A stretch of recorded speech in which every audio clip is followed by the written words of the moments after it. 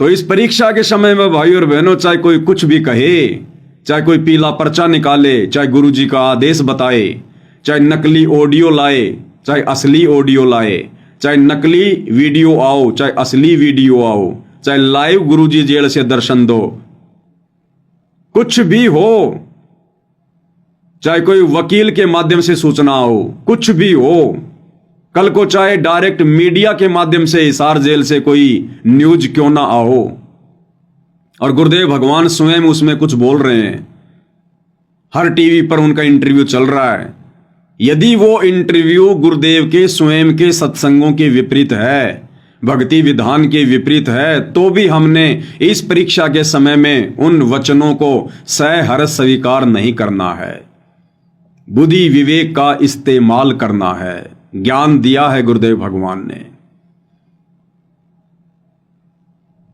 तो यदि इस परीक्षा के समय में हम भक्तों का सबसे बड़ा कोई सहारा है तो केवल गुरुदेव का सत्संग, तभी भाइयों और बहनों हमारी बात बनेगी। ये हमारी रिहर्सल चल रही है, रिहर्सल।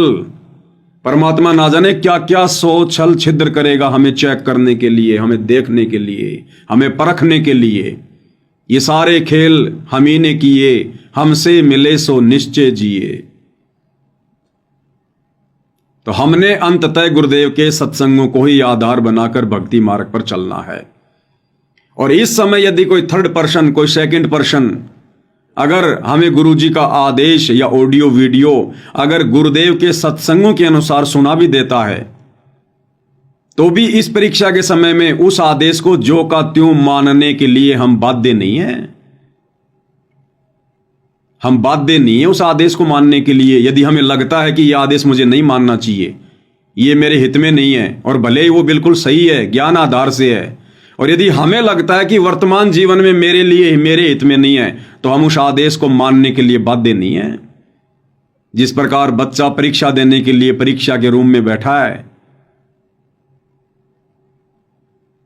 और टीचर यदि उसे कहे कि बेटा ये सवाल जो तेरी समझ में नहीं आ रहा है इसका जवाब ये है, और बच्चे को फिर भी डाउट है कि नहीं ये नहीं हो सकता, तो बच्चा टीचर के उस आदेश को, उस जवाब को उस कॉपी में लिखने के लिए बाध्य नहीं होता। परीक्षा के समय में वो स्वतंत्र होता है, स्वतंत्र।